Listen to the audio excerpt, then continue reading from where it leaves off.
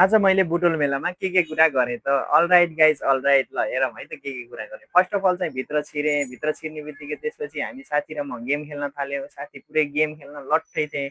अनि मैले चाहिँ मेरो फलोवरहरूको लागि भनेर उहाँ र उहाँको फ्यामिलीलाई सधैँ खुसी राख्नु भनेर भगवान् शिवसँग मागेँ। अनि त्यसपछि हामी फर्स्ट अफ अल रुमाडा आयो। रुमाडा आएर बाइक साइकको टिकट काट्यो। अनि त्यसपछि यता दुईवटा टिकट लिनुहुन्थ्यो, त्यसको लागि मैले साथीलाई 200 रुपियाँ दिएँ। अनि नभन्दै साथीले दुईवटा टिकट पनि किनेर अनि लुम्बिनी प्रदेशका पर्यटकीय क्षेत्रहरू हेर्दै अनि लन्डन ब्रिज हेर्दै अनि यता लाइटिङ लाइटिङ भाइब्सहरू हेर्दै सो हामी चाहिँ अगाडि बढ्यौँ गाइज।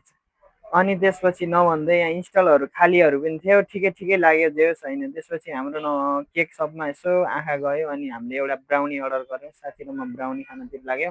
यो चाहिँ 150 को ब्राउनी थियो। अनि त्यसपछि साथीले चाहिँ खाली नजाने गेम खेलौँ भनेर एकचोटि यसो साथी गेम खेल्न थाले। साथीले गेम खेलेर यो ब्लग पनि जिते।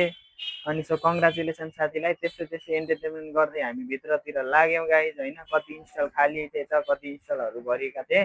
सो त्यही हो, रमाइलो त थियो, मलाई पनि रमाइलो लाग्यो। सो टाढादेखि यस्तो थियो। अनि यहाँ चाहिँ टिकट काउन्टर त्यो उसको फिस टनल पनि रहेछ। अनि जलपरीहरू पनि देख्न पाइने रहेछ। अनि यो टाढादेखि कस्तो राम्रो देखियो थियो, नजिक आएर त कस्तो औडा देखिएको यार। जे होस् ठिकै ठिकै लाग्यो मलाई चाहिँ बुटोल मेला। अनि हावा चलिरहेको थियो मस्त चिसो होइन। अनि यो चाहिँ पेरिसको ब्रिज हो कि के हो यो मलाई चाहिँ थाहा छैन।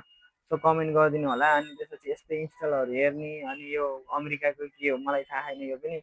यो हेर्दै यस्तै एन्टरटेनमेन्ट गर्दै भित्र छिरियो गाइज होइन। अनि त्यसपछि एकछिनमा एकजना भाइ ऱ्यापर आए, ऱ्याप हान्ने एकछिन होइन। त्यो रमाइलो भयो, भाइले ऱ्याप चाहिँ फर्स्ट अफ अल सिक्दै रहेछन्, जे होस् रमाइलो भयो। अनि समीक्षा दिदी आउनुभयो। अनि समीक्षा दिदीको गीतमा पुरै नाच्न थालेँ। म चाहिँ टुल्ल परेर भिडियो बनाउँदै थिएँ। अनि सब केटाहरू नाचेको हेर्दा त म नि नाचम नाचम लागिरहेको थिएँ, तर नाचिनँ। म चाहिँ भिडियो बनाउनु पऱ्यो नि त मेरो भ्युवरहरूको लागि। ल गाइज आजको लागि यति नै। कस्तो लाग्यो mini blog? So let me know.